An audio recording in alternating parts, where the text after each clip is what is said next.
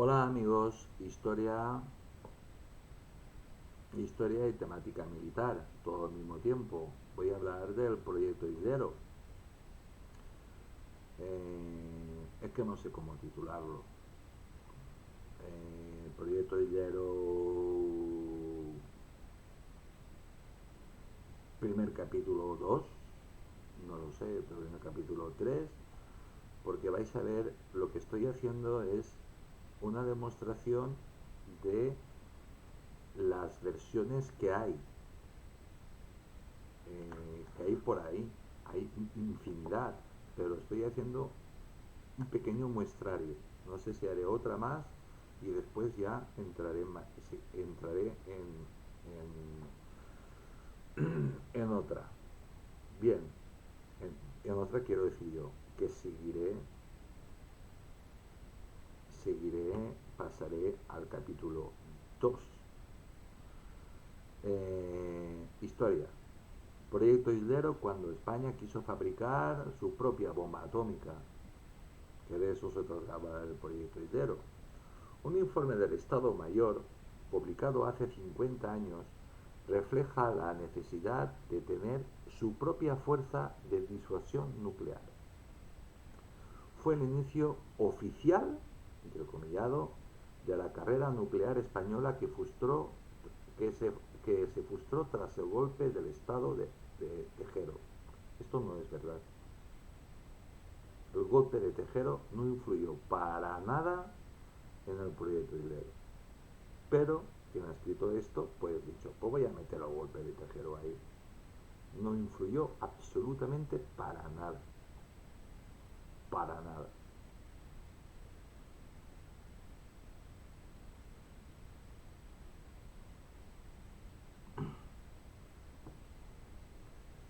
Aquí hay una foto que no la puedo publicar porque solo puedo publicar una, donde está Francisco Oltra, José María Otero, Guillermo Valverde, Javier Goiloquea, Paul Barbour y Robert Loftnes en 1958, todos científicos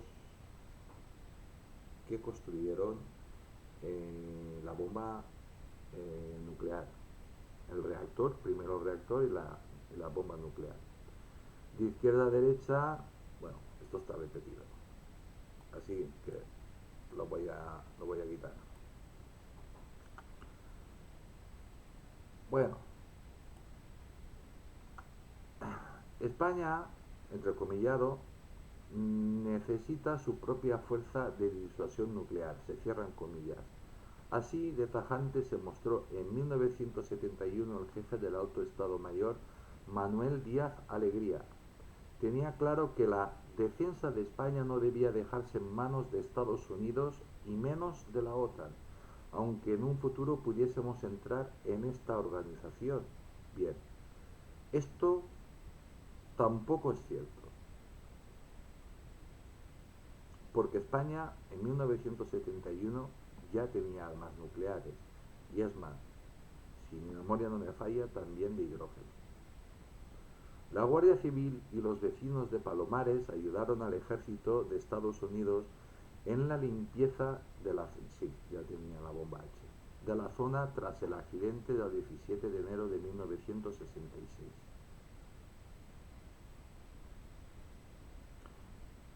Las bombas que cayeron eran bombas de hidrógeno. Bueno, fue un accidente terrorífico, accidente nuclear. ¿Dónde están las bombas de Palomares? Pues es un misterio. Tres las tiene Estados Unidos, se las llevó Estados Unidos. La cuarta no apareció, mintieron, no apareció. ¿Se la comieron los peces o la tiene España? También mezcla, quien ha escrito esto tiene un cacao mental espectacular. Central nuclear de Ascó, en Tarragona. De Ascó no, Vandellós 1, para empezar. Energía, la guerra nuclear provocada por el gobierno pone contra las cuerdas el sistema eléctrico. No, la guerra nuclear provocada por el gobierno no. Fue la izquierda y los ecologistas los que cortaron, pero vamos, de golpe, todas las centrales nucleares que tenía prevista construir. Primero Franco y después, cuando vino la democracia, Felipe González. Primero la OCDE y después Felipe González. Pero se le echaba la extrema izquierda encima y los ecologistas.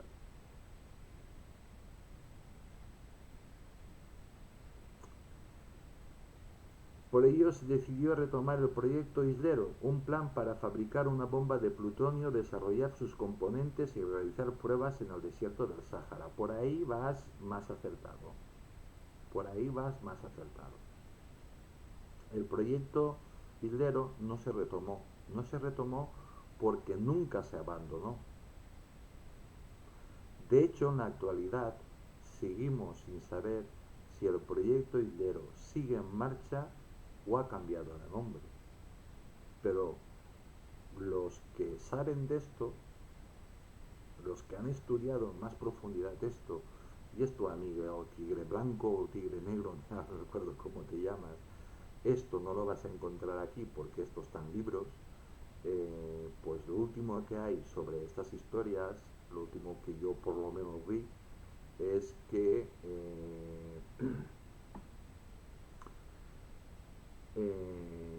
la prueba del Sahara se realizó. España detonó una bomba atómica en el desierto del Sáhara, concretamente en el sur, pero no en el Sáhara español, en el desierto del Sáhara,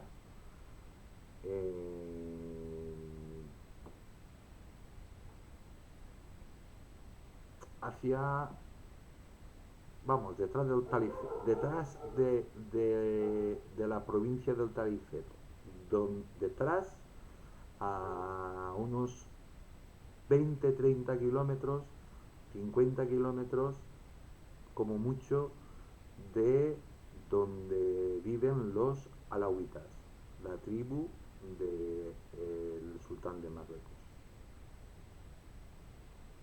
Pudieron ver el hongo perfectísimamente, pero la bomba era, se encargaron los españoles de probar la bomba, de saber que aquello funcionaba, pero que despidiera, que tuviera la mínima potencia posible, la potencia mínima para poder saber que aquello funcionaba o no funcionaba. Vieron el hongo, vieron que despedía radioactividad, vieron lo que había hecho, lo vieron porque allí se desplazó un montón de gente, militares, políticos, y lo vieron. También había soldados de reemplazo por allí. El encargado de llevarlo adelante fue Guillermo Velarde, físico y militar del Ejército del Aire, que sabía la envergadura y responsabilidad del proyecto, al que decidió dar el mismo nombre que el toro que acabó con la vida de Manolete el 28 de agosto de 1947 en la Plaza de Toros de Linares, porque presentía que terminaría matándole a disgustos. Bien, aquí siempre ha habido un debate en si fue Valverde o fue el otro que no me acuerdo cómo se llama, el que le puso un nombre, o si se lo puso Franco. Otros dicen que se lo puso Franco directamente, otros Carrero Blanco. Depende de la fuente que bebas, te dicen uno. Pero Islero, que se llama el proyecto. El sueño de convertir a España en una potencia nuclear comenzó durante la dictadura, sobrevivió a la transición y solo acabó después del golpe del Estado de Antonio Tejero. Bien, el sueño de convertir a España en una potencia nuclear comenzó durante la dictadura, comenzó inmediatamente nada más detonó Rusia su arma atómica. Ya lo pensaron cuando la detonó Estados Unidos. Pero se decidieron ya a ir a muerte a por la bomba atómica. Sobrevivió a la transición y no acabó. Lo del golpe de estado de Antonio Tejero no tiene nada que ver aquí. Pero mira, lo ha puesto, no sé por qué. Igual es que le tiene un cariño especial a Tejero. El informe del Estado Mayor era el resultado de muchos años de trabajo, proyectos y debates. El proyecto Islero comenzó a gestarse mucho antes. ¿Mucho antes cuánto? Yo lo sé, tú lo sabes. Por lo visto no lo sabes porque no dices la fecha. Pero yo lo termino de decir ahora. En el momento en que Rusia detonó su tremenda bomba atómica. Francisco Franco no quería quedarse atrás en la carrera nuclear porque pensaba que era fundamental para la defensa de España de posibles amenazas externas. Sí, era una manera muy eficaz, y eso Franco, como buen general, lo tenía clarísimo, clarísimo, de, de que a Marruecos se le olvidara cualquier idea de molestar a España. De molestar a España.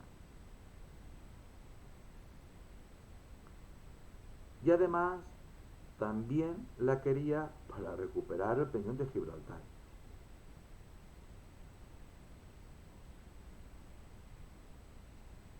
Y también, ¿por qué no decirlo?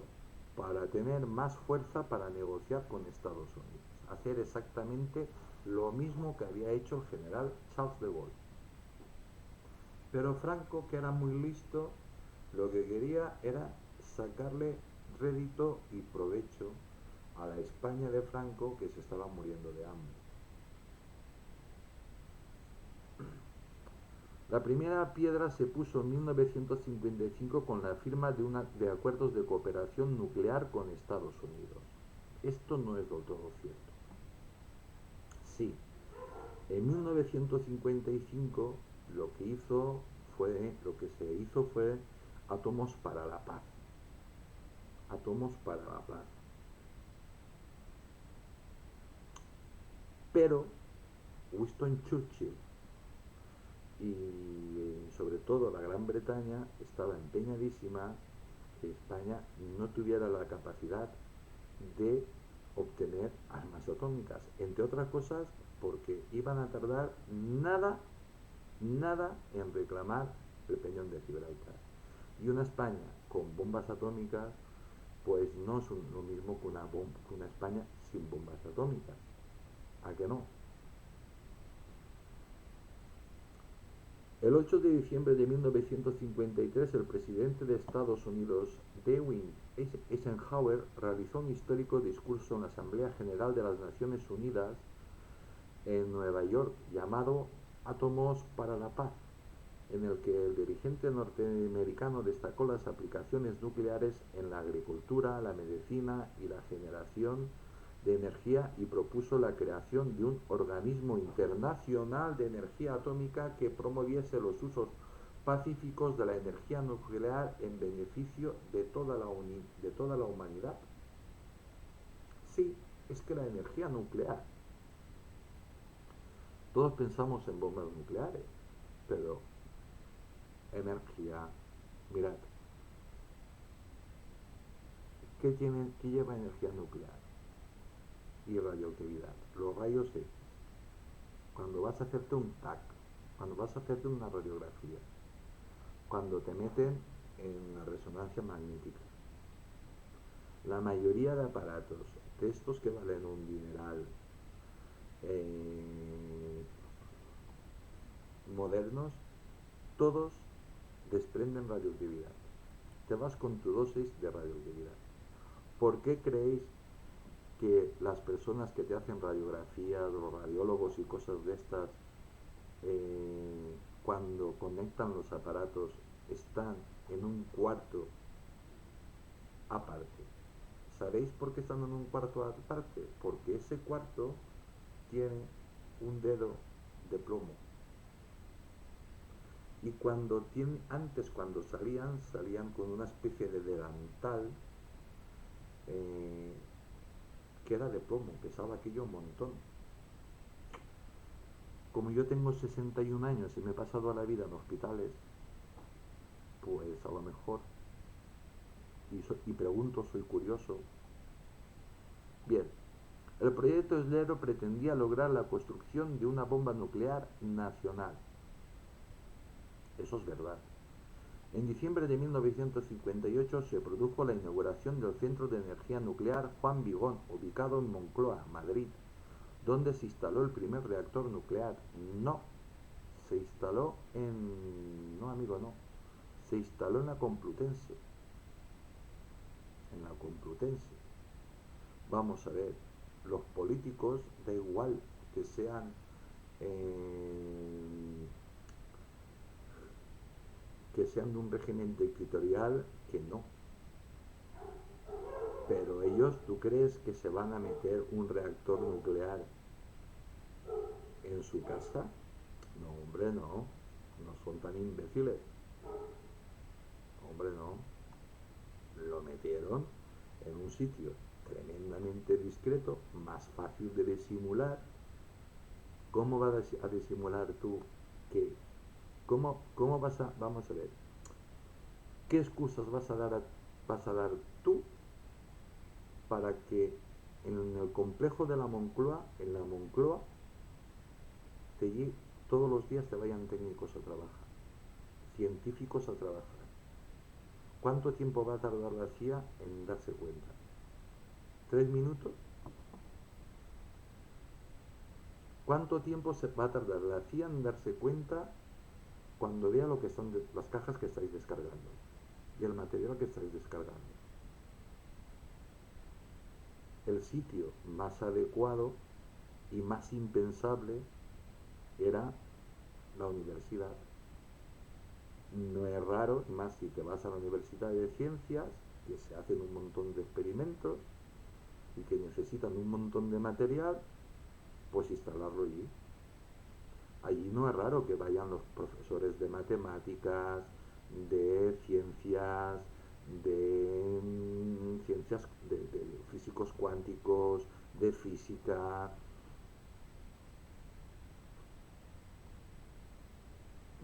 físicos nucleares. No es raro, porque son profesores de la universidad.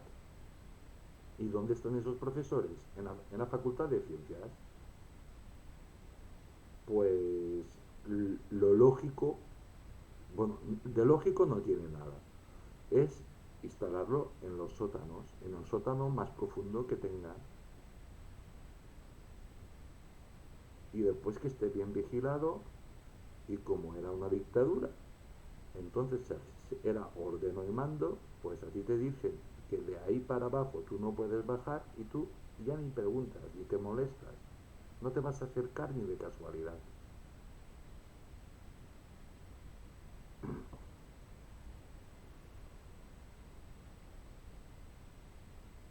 Es lógico. Oficialmente, vamos a ver, si tú eres el presidente del gobierno, por muy dictador que seas, por muy adicto al régimen, tú vas a montarte un reactor en tu casa, un reactor nuclear. No, ¿verdad que no? Lo vale. Oficialmente, según explicó el presidente de la Junta de Energía Nuclear, José María Otero Navascués, considerado el padre de la energía nuclear de España, el reactor crearía el 80% de isótopos que se utilizarían en la medicina, agricultura e industria, se cierran comillas, y que servirían para elaborar productos de enorme valor terapéutico. Sí, tenía razón el hombre. Lo que el hombre no te estaba diciendo es eh, que ellos estaban construyendo, o ya habían construido en esa época, un reactor pequeño en la Complutense. Porque los reactores, los dos, las dos centrales nucleares que nos construyó Estados Unidos, ya se preocuparon de que no dejaran uranio, residuos de uranio. Claro, los hijos de la Gran Bretaña cogieron el avión, se fueron a Norteamérica y le lloraron a Eisenhower, pero todo lo que le tenían que llorar para que España no tuviera la posibilidad de conseguir uranio para enriquecerlo y hacer un arma nuclear. Pero la idea que estaba detrás de este proyecto era convertirse en una potencia nuclear. Eso es verdad. Las relaciones con Marruecos eran complicadas, siempre han sido complicadas, desde su independencia en 1956. Porque hasta 1956 era un protectorado de Francia y de España. Y en 1956 Franco y algunos de sus altos mandos militares, como Luis Carrero Blanco, consideraban imprescindible tener una bomba atómica que disuadiera a los enemigos de la patria. Esto de enemigos de la patria está entre comillas, es literal. Franco temía que el reino alauí intentara atacar los territorios españoles fuera de la península. Es el sueño que han tenido los alauitas, que por otra parte tanto los suníes como los chiíes los consideran brujos, no los consideran árabes de verdad, musulmanes de verdad.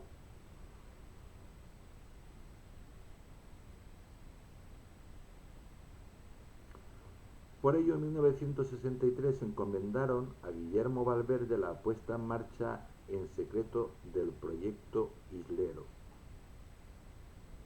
1963, no amigo. 1955, 56, pero todos coinciden en el 57. Así que se da como la cifra más común para todos, el 57.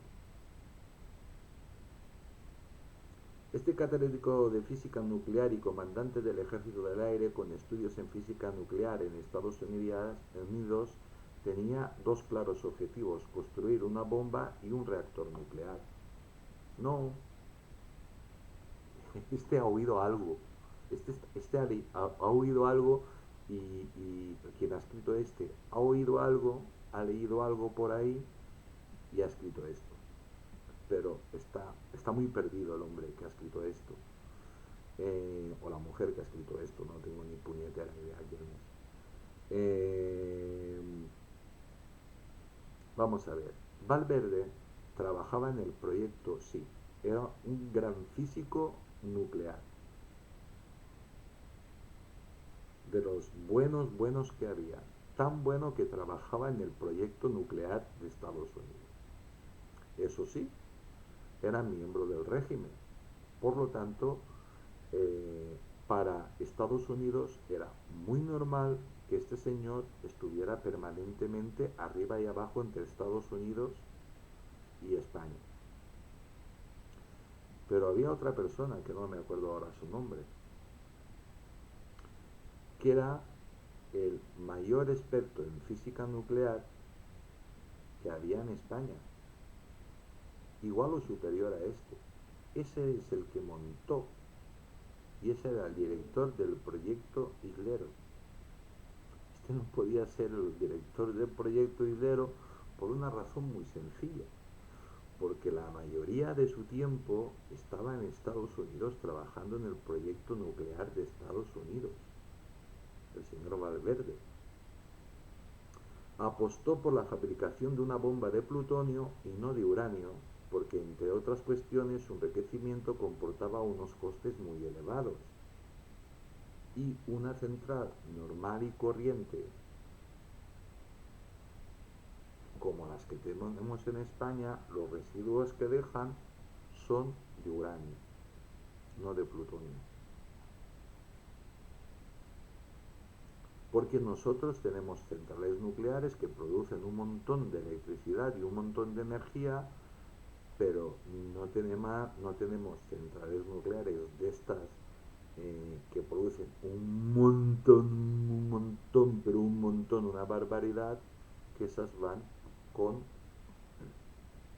plutonio. Las futuras pruebas nucleares se llevarían a cabo en el desierto del entonces Sáhara español. No, en el Sáhara español, vamos a ver, es que estaba muy perdido este hombre. En el Sáhara español no iban a contaminar, vamos a ver, ¿a alguien se le ocurre que teniendo el desierto del Sáhara al lado y más habiendo visto lo que hizo el general Charles de Gaulle, va a contaminar una provincia suya teniendo el inmenso desierto del Sáhara? No, hombre, no.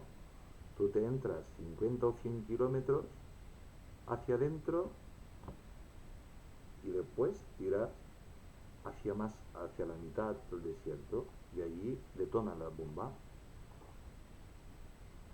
Muy fácil. Al fin y al cabo no tienes ni que caminar. En helicópteros va todo el mundo en helicópteros, la transportan, ya te han montado a ti tu refugio a una distancia prudencial. Y como la bomba es pequeñita, pequeñita, lo suficiente para que Marruecos lo viera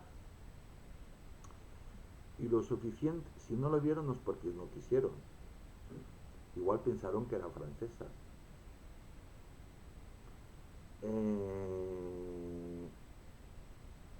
Lo suficiente para que intentara pasar lo más desapercibida posible al resto del mundo.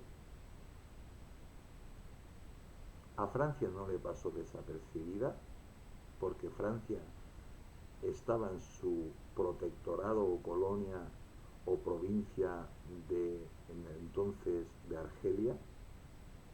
Los franceses también lo vieron e inmediatamente mandaron a su legión extranjera a ver allí qué coño había pasado. Pero allí ya no había nadie. Allí lo que quedaba era radioactividad y un cráter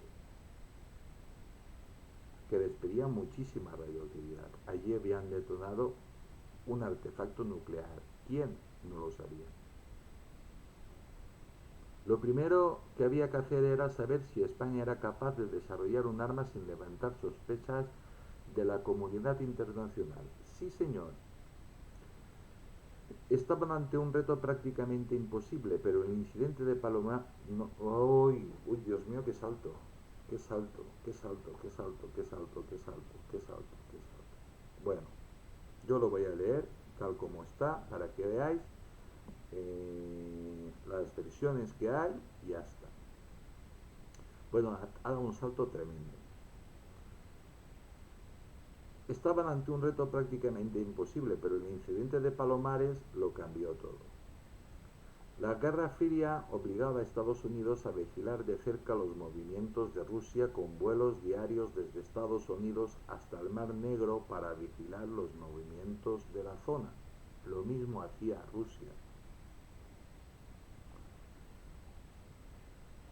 Y aquí un comentario.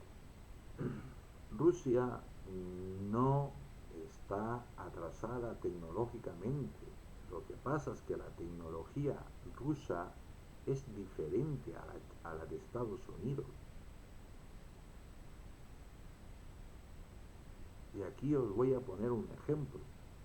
Los rusos son tremendamente prácticos. Mirad, los rusos cuando montaron su Soyuz y los americanos montaron sus naves Apolo y sus cosas de estas, pues decidieron hacer pues una cosa en plan amigable, en plena Guerra Fría, y que se acoplaran las dos naves. Y los 4 astronautas que iban allí, pues se juntaran y se hicieran una foto. Una manera de decir, oye, pues la Guerra Fría es fría, pero estamos bien. Bien, los norteamericanos inventaron el famoso bolígrafo Papermate, o como se llame, el bolígrafo con corazón, el que escribe boca arriba, que todo el mundo queríamos un bolígrafo de esos, que eran muy caros.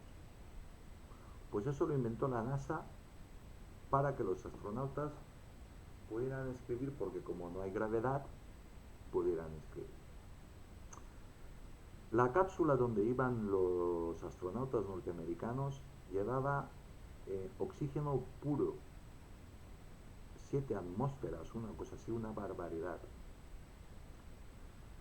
Cuando se acoplaron, porque eso sí que lo habían hablado, cómo iban a ser las compuertas para poderse acoplar, tenían un problema, porque los rusos, el oxígeno que llevaban era el mismo que hay a nivel del mar.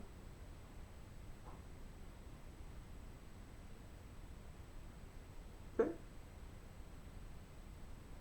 Bueno, los norteamericanos, cagados de miedo, empezaron a vaciar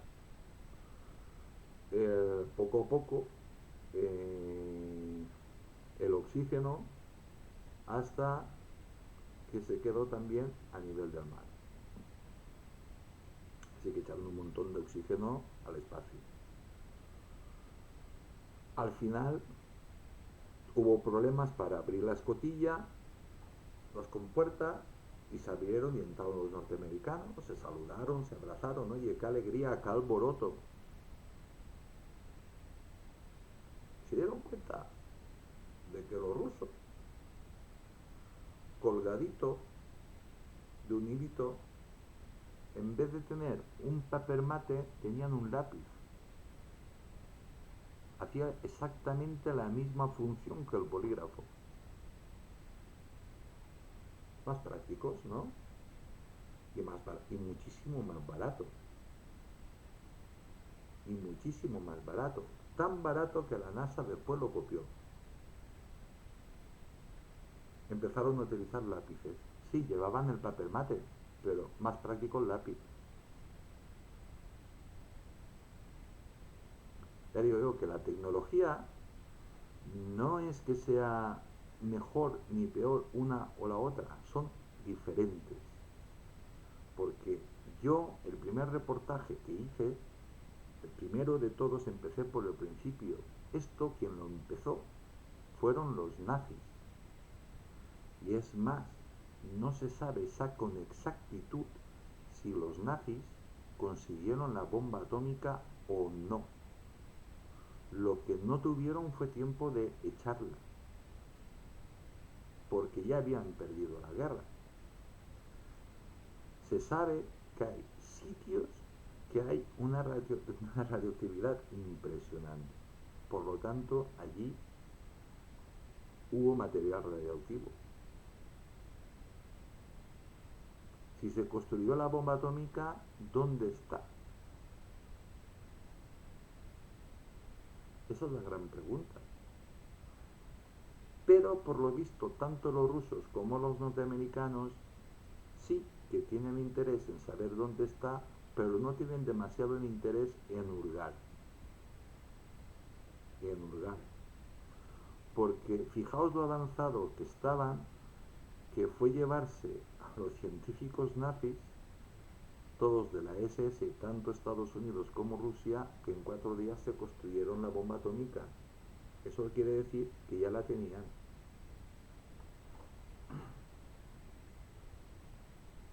Pues nada, fin del comentario y sigamos.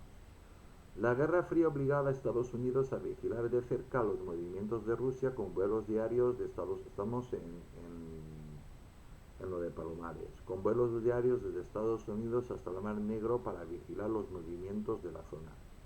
El 17 de enero de 1966, en uno de los vuelos de reconocimientos ya de regreso, un B-52 cargado con 4 bombas termonucleares colisionó sobre el cielo de Palomares, en Almería, con un avión nodriza para repostar y poder regresar a Estados Unidos. Como resultado del impacto se produjo una fuerte explosión en la que murieron 7 tripulantes. Esto lo negó Estados Unidos hasta anteayer, como quien dice. Tras 3 de los ocupantes del B-52 lograron eyectarse. Bien, aquí es donde, bueno, se perdieron las 4 bombas atómicas y allí pues llegó todo el mundo. Pero aquí lo primero que habla este señor, quien ha escrito esto, es de la foto, de la famosa foto de Manuel Fraga y el embajador norteamericano que se bañaron en las aguas de Palomares días después del accidente. Lo que este señor no cuenta es que tanto Fraga como el embajador norteamericano estuvieron ingresados un par de días en un hospital con médicos venidos expresamente de Norteamérica.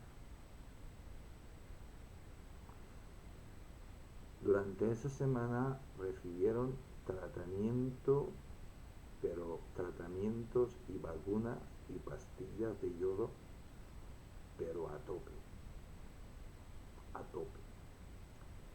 Mientras los científicos norteamericanos, que eran los más avanzados, también estaba Valverde, vino Valverde de Estados Unidos, pues estaban analizando la radioactividad que había. Sabían el tiempo exacto que tenían que estar expuestos.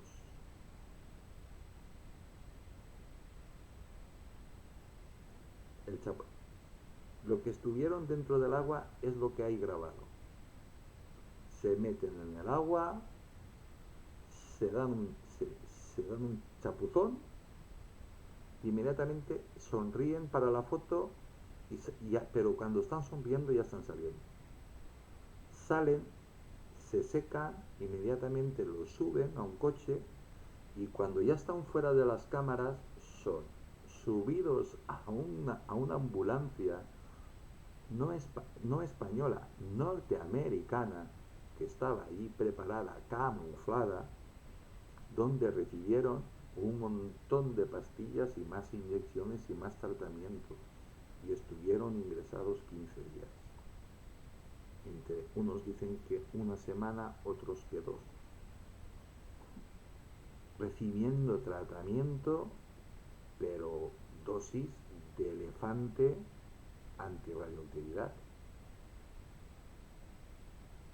Imaginaos la radioactividad que había ahí. En cuanto a las bombas, 3 cayeron en tierra y fueron localizadas en cuestión de horas, pero allí acudió hasta la abuela. Allí el régimen Franco mandó a todo el mundo a buscar las bombas, pero que no se acercaran a aquello, que no lo tocaran. La cuarta necesitó el despliegue de la sexta flota y 80 días de búsqueda en el mar hasta que fue recuperada gracias al testimonio de un pescador local al que no tomaron en consideración hasta que la situación se hizo insostenible. Había que encontrar esa bomba. Era una bomba de hidrógeno.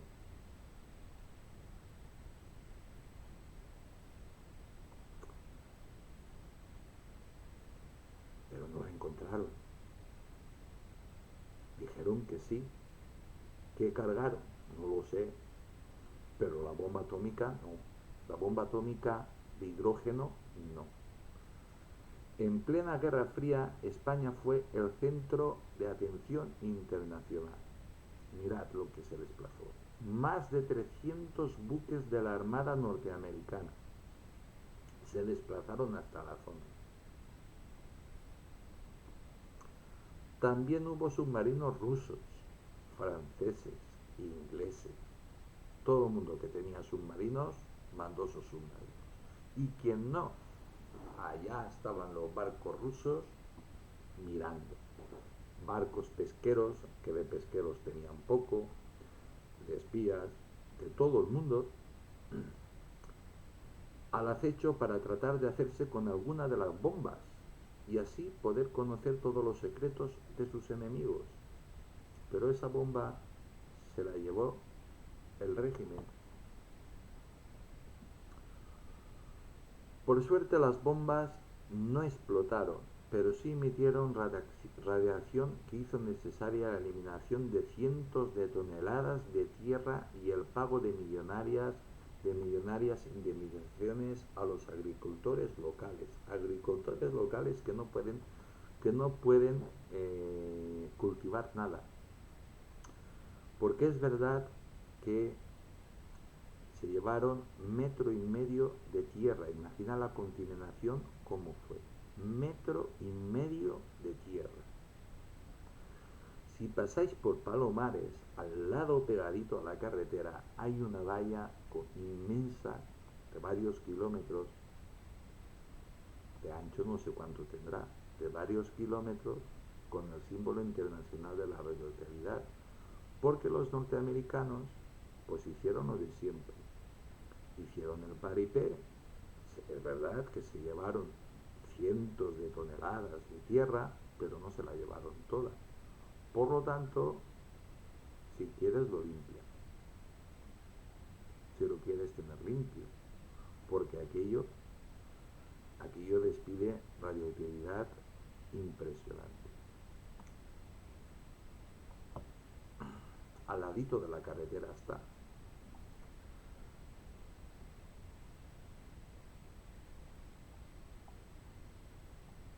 Para la historia quedó la imagen de Manuel Fraga y la del embajador norteamericano bañándose en las aguas de Palomares para demostrar que no había ningún riesgo de radiación, y tanto que la hay.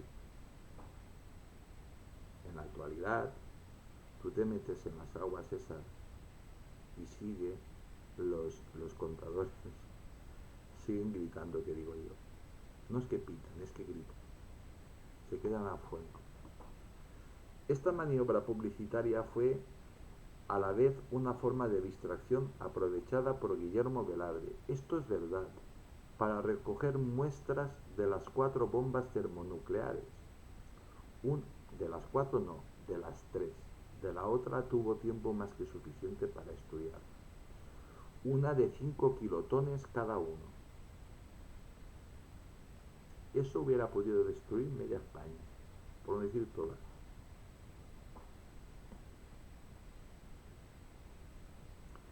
Dos de ellas habían impactado contra el suelo y se habían abierto liberando material radioactivo, y tanto. A Velarde le llamó la atención de la presencia de un material negro y espumoso pegado a las piedras situadas en la zona del impacto. Aquí también hay varias versiones. Unos dicen que un aparatito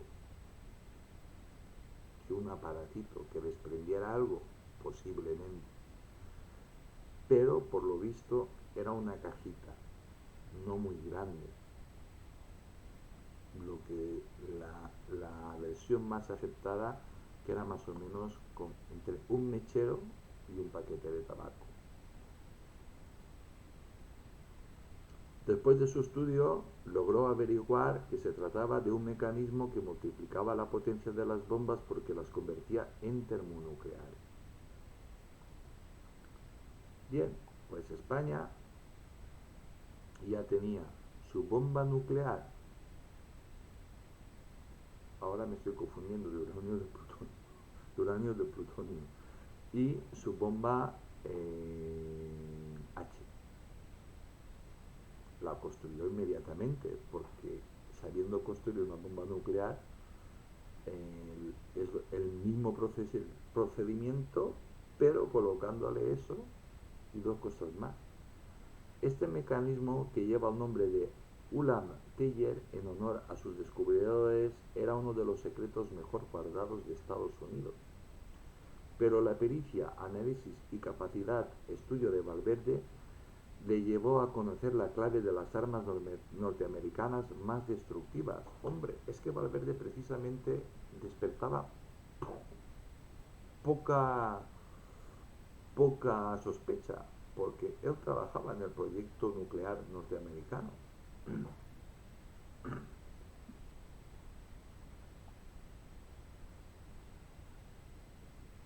Bueno, el coronel americano encargado de la descontaminación, Rodrigo Peñalosa, y Santiago Noreña, del GEN, Guillermo Velar, del Estado Mayor, y un especialista norteamericano en 1966. Es una foto del Ministerio de Defensa. Hay un montón de fotografías. Este hallazgo supuso un cambio radical en la investigación española y tratar de emular un sistema utilizado por Estados Unidos podría poner en riesgo todo el proyecto porque sería muy complicado mantenerlo en secreto. Y España no podía asumir las fuertes sanciones económicas de la comunidad internacional. Bien, aquí hay dos versiones totalmente encontradas. Los que opinan esto y los que opinan con una pregunta. ¿Creéis que Franco tenía miedo? Un Franco, no el abuelete Franco, el abuelo Franco en sus plenas condiciones, en su pleno poderío. ¿Creéis que Franco tenía miedo? ¿Que el régimen tenía miedo? No. ¿Y más con bombas nucleares ya? No. ¿Que tenía miedo a qué sanciones económicas? ¿A qué sanciones? Con el hambre que se pasaba en España. Si no hubiera sido por la Argentina, media España se hubiera muerto de hambre. Así que el proyecto Islero se paralizó, pero Valverde continuó con sus investigaciones. No, esto tampoco es verdad. El proyecto Islero nunca se paró. Nunca se paró. Que se cambió de sitio, que se cambió de lugar, que se modificó, que se buscó ubicaciones y cosas de estas, sí, pero eso no es pararse el proyecto. A pesar de ello, España decidió quedarse fuera del Tratado de No Proliferación Nuclear en 1968. España no decidió quedarse fuera del Tratado de No Proliferación. Ah, sí, perdón, he leído mal. España decidió no firmar el Tratado de No Proliferación Nuclear en 1968. Así que España logró producir los primeros gramos de plutonio y de uranio. La década de los 70 arrancaba con el convencimiento de que el proyecto Islero lograría la bomba atómica. No, ya estaba lograda. Bombas atómicas ya teníamos, y un montón. La central de Vandellós era la elegida para producir los primeros gramos de plutonio de uso militar. Este está mezclando un montón de historias. Aquí fue cuando entró De Gaulle con el pacto secreto con Franco, que Francia le ayudaría a construir a España su bomba atómica, porque De Gaulle no sabía que España tenía armamento atómico. Y De Gaulle quería tener el sur protegido, que en el caso de que Marruecos se pusiera tonto y Argelia se pusiera tonto, ahí estaba Franco para echarle una bomba atómica a cada país.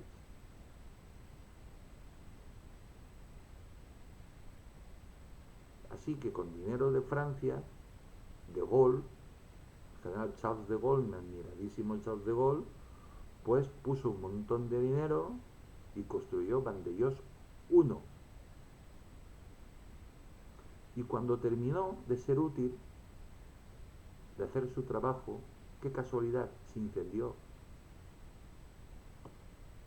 Pasad por las 7, a la altura de Tarragona, más o menos antes de llegar a Tarragona, veréis, Vandellós 1, toda ahumada,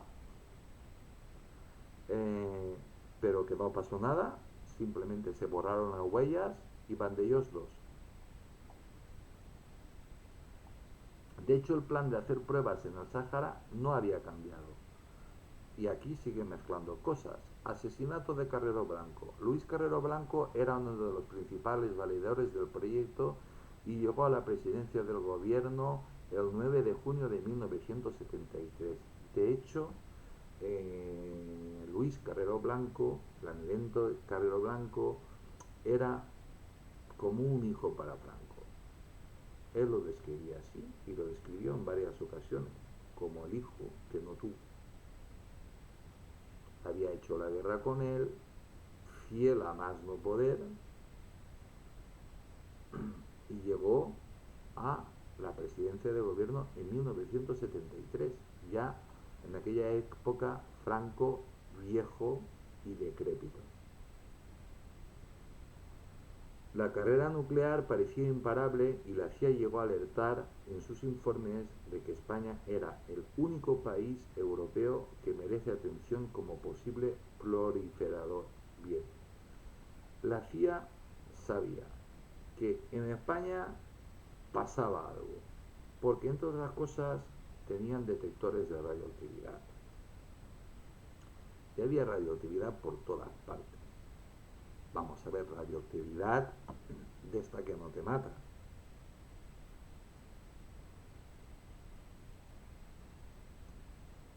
La CIA estaba segura, pero no lo podían demostrar, de que España tenía bombas atómicas, que España había conseguido construir bombas atómicas.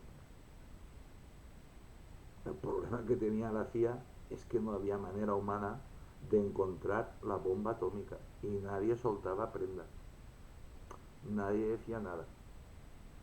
El 19 de diciembre de 1973, Carrero Blanco se reunía en secreto de Estado, Carrero Blanco se reunía, sí, empiezo. El 19 de diciembre de 1973, Carrero Blanco se reunía con el secretario de Estado norteamericano Henry Kissinger en Madrid.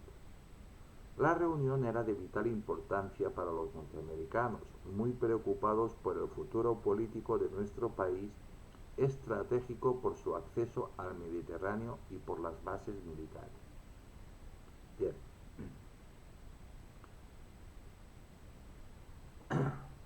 os voy a hacer un spoiler. La reunión, mira, no había empatía. Se cayeron mal, pero mal. Porque a ver cuál de los dos era más dictador, para empezar. Uno ultraortodoxo y el otro ultracatólico. En aquella época, España y Israel no tenían relaciones diplomáticas porque la Iglesia Católica española, que mandaba un montón, pues decía que los que habían asesinado a Jesucristo eran los judíos. Y como Franco y el régimen era ultracatólico, pues no lo conocían a los judíos. De hecho, ya los reyes católicos los expulsaron. Así que las relaciones entre Kissinger y Carrero Blanco, la reunión fue terriblemente mal. Tan mal que al día siguiente, y esto es un spoiler que os voy a hacer, desde Israel salió la orden, que si tengo tantos documentos por ahí, que a ver si encuentro la palabra clave que le dijo a la CIA. Y entonces fue cuando mataron a Franco. Franco en sus últimos años de vida preparaba la transición, no. Franco ya tenía la transición desde que lo nombró presidente, desde que lo nombró presidente. Lo tenía muy claro. Iba a haber un rey, Juan Carlos I, que había sido educado desde los 12 años por el propio Franco.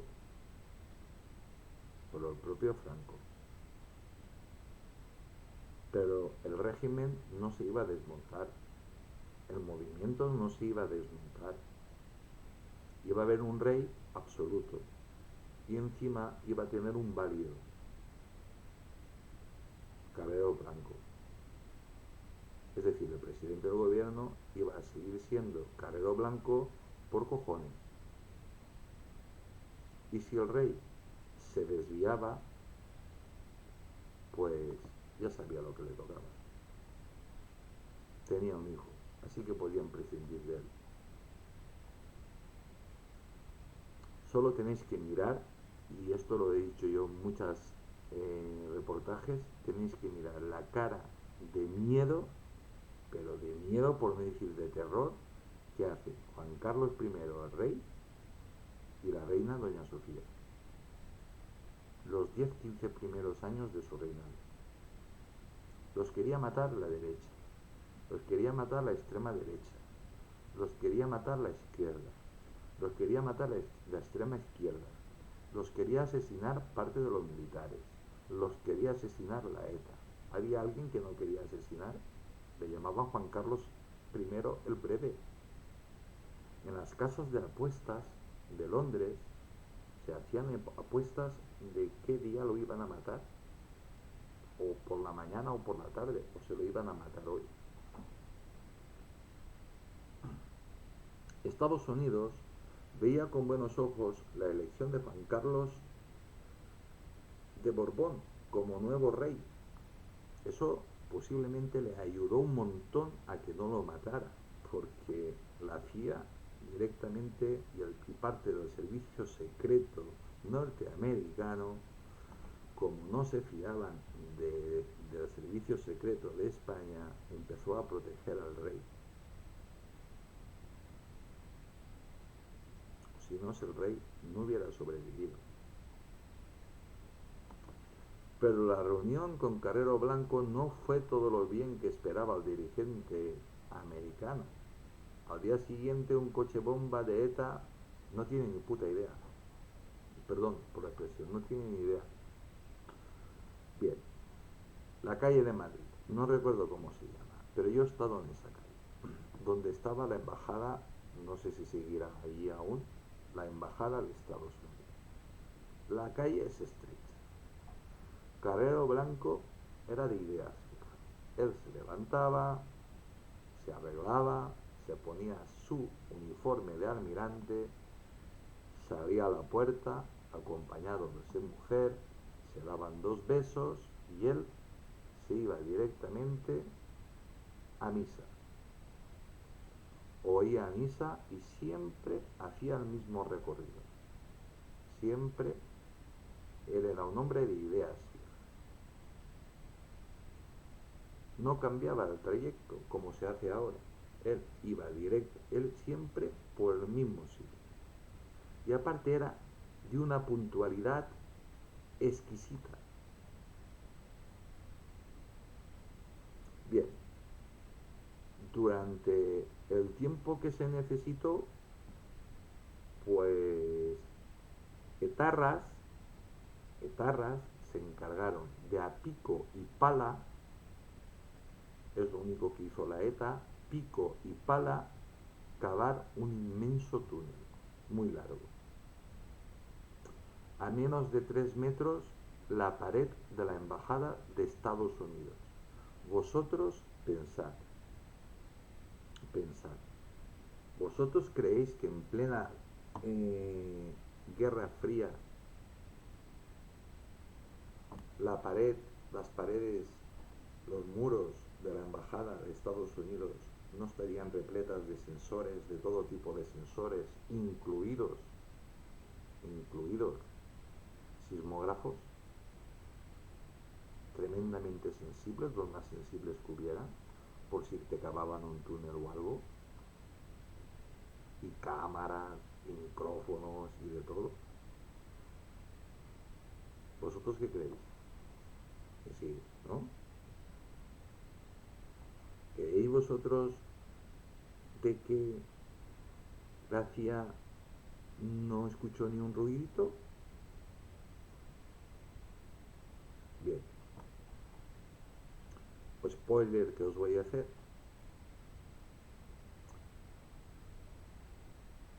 La explosión se produjo en el momento exacto. Eso solo lo pudo hacer un profesional.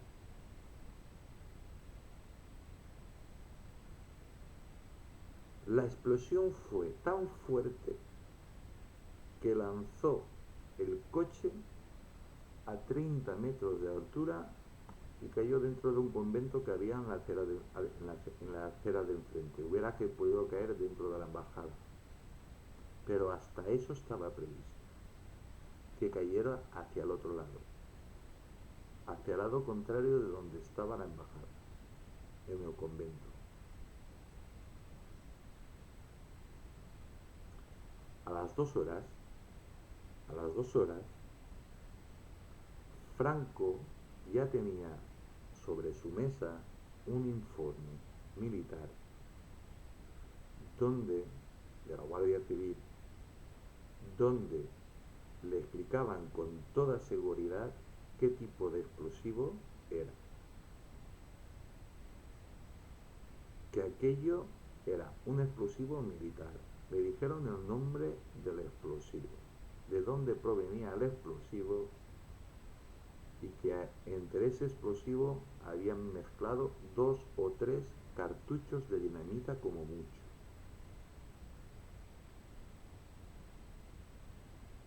Como mucho. Había restos de dinamita, pero poco. Entre lloros de Franco. Franco lo sabía. Se lo repitieron muchas veces porque Franco se quedó en estado de shock. Una persona muy mayor ya, y aparte pues su hijo que no tenía, que como él decía, y su persona de máxima confianza, el que iba a continuar su régimen, pues lo habían matado.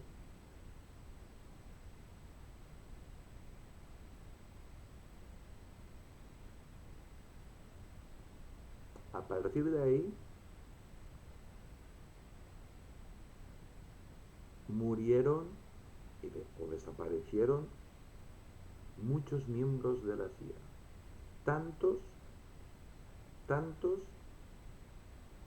que la CIA llevaba autoprotección. Es decir, iba un tío de la CIA y detrás otro tío de la CIA y detrás otro tío de la CIA y cambiaron a todos los agentes de la CIA porque desaparecían. Pero eso ni lo reconoce ni España ni Estados Unidos. ¿Quién se llevó la medalla? Oye, pues la ETA. La ETA no era nada. Ni más ni menos. Tú imagínate que tú no eres nada y que te den la gloria de haber asesinado al presidente del gobierno de España y que eso corra a todo el mundo. Te haces famoso inmediatamente en todo el mundo. Y la ETA pasó a ser el grupo terrorista más famoso del mundo. La ETA no hizo nada, hizo un túnel. Hicieron de mineros.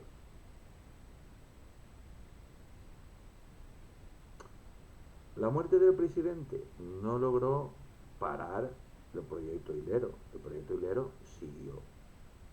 Su sucesor, Carlos Arias Navarro, persona de total confianza también de Franco, siguió adelante y tras la muerte de Franco, Adolfo Suárez hizo lo propio, a pesar de las presiones del gabinete de Jimmy Carter para que firmara el tratado de no proliferación de armas nucleares. Pero Suárez había sido jefe del movimiento, director de televisión española, se había jugado a la vida deshaciendo el régimen. Así que Suárez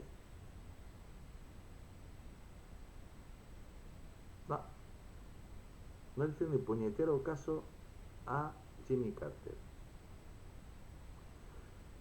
Hasta que dimitió simplemente porque la UCD pues era un cóctel de gente del movimiento de todas las facciones, derecha, extrema derecha, ahí había de todo. Y todos querían mandar, por supuesto, de que todos estaban moviendo la silla. Aparte que lo querían matar. Hasta que al final, pues se retiró y entró Calvo Sotelo, que fue cuando apareció Tejero y hizo golpe de Estado. Que no fue realmente un golpe de Estado, fue un intento de golpe de Estado fallido porque no lo consiguió. Si lo hubiera conseguido, ahora yo no estaría hablando por aquí, yo particularmente, porque esto sería un régimen, sería una dictadura. Velarde comenzó a trabajar mano a mano con el ministro de Defensa Agustín Rodríguez Sagún y el vicepresidente, el general Manuel Gutiérrez Mellado. Todo se frustró en 1981. El PSOE presentó una moción de censura contra, Dios mío, este no tiene ni puñetera idea, contra Adolfo Suárez. Vamos, Adolfo Suárez había dimitido. Quien estaba era Calvo Sotelo. A ver si leemos un poco de historia. Cuando se produjo el golpe de Estado de Tejero, se estaba haciendo la proclamación de presidente de Calvo Sotelo. Adolfo Suárez ya no estaba, se había ido. Con que hay que estudiar historia. El PSOE presentó una moción de censura contra Calvo Sotelo, que presentó su dimisión por el desastre sufrido y por la falta de apoyos. Es que Calvo Sotelo estaba peor. Virgen Santa, que cacao tienen las personas. Durante la investidura de Leopoldo Calvo Sotelo como nuevo presidente, Antonio Tejero interrumpió en el Congreso en su fallido golpe de Estado. El 1 de abril, ¿veis? Fallido golpe de Estado. Si hubiera triunfado, hubiera sido un golpe de Estado, pero si fallas, no es un golpe de Estado, es un golpe de Estado fallido. El 1 de abril, con el nuevo ejecutivo ya formado España, se adhiere al Organismo Internacional de Energía Atómica, OIA, en Viena, lo que se ponía de forma oficial del final del sueño de convertir a España en una potencia nuclear. Bien, la persona que ha escrito esto tiene tremendas lagunas. Lo siento. Hasta aquí, ya se ha terminado. Hasta aquí. La persona que ha escrito esto, como veis, tiene un cacao mental impresionante.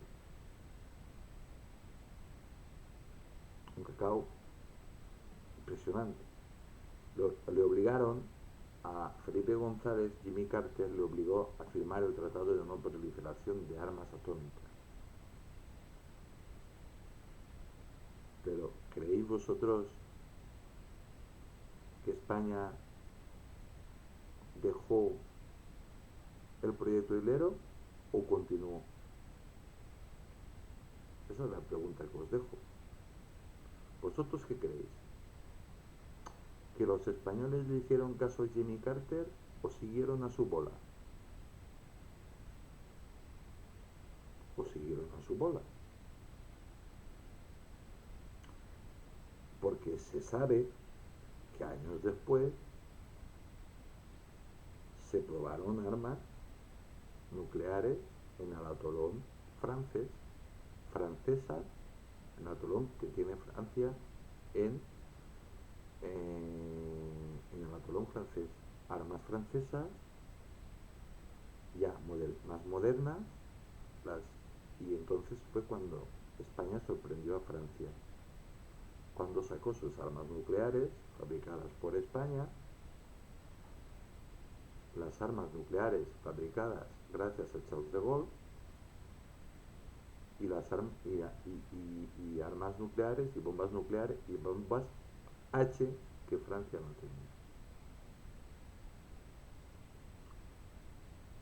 Y ahí se firmó un tratado espectacular, tremendamente secreto, que no es como es secreto, pues no se sabe. Pero se cree que España le cedió a Francia la tecnología para fabricar bombas H, que solo las tenían las grandes superpotencias y España. A cambio de eso, Francia nos cedió a nosotros una cosa que nosotros no teníamos: cohetes para lanzar nuestras bombas atómicas, los Ariane. Pero el acuerdo fue más allá, porque los Ariane, cada vez que evolucionan, los que tenemos ahora son los Ariane 5, los más modernos que tiene Francia. Pero claro, es que el favor que hizo España a Francia, eso es impagable. Porque Francia no hubiera conseguido la bomba de hidrógeno. Solo la tiene China, Rusia y Estados Unidos. España y Francia. No la tiene nadie más. Y Francia la tiene porque España se la dio. Pues eso, por eso hay tanto amor entre Francia y España. Por eso y por muchas cosas más. Y hasta aquí. Pues como veis, estoy haciendo unas comparativas para que veáis lo que dice la gente, lo que dicen las versiones que hay. Igual salen un par más y después ya entro yo con la segunda parte. Y nada, y ya os contaré con todo detenimiento el asesinato también de Carrero Blanco. De todas formas, esto está al principio, buscadlo, buscadlo, buscadlo, buscadlo, está al principio está, de mis intervenciones está el proyecto Islero, Carrero Blanco y cosas de estas. Lo único que va a cambiar es que va a haber pues dos o tres cositas más, que es lo que va a cambiar, ya está. Bueno amigos, pues hasta aquí. Soy Tony Garcés y nada, os mando un saludo muy grande desde Valencia, España. Os deseo a todos que tengáis muchísima salud y que Dios os bendiga a todos. Mañana más.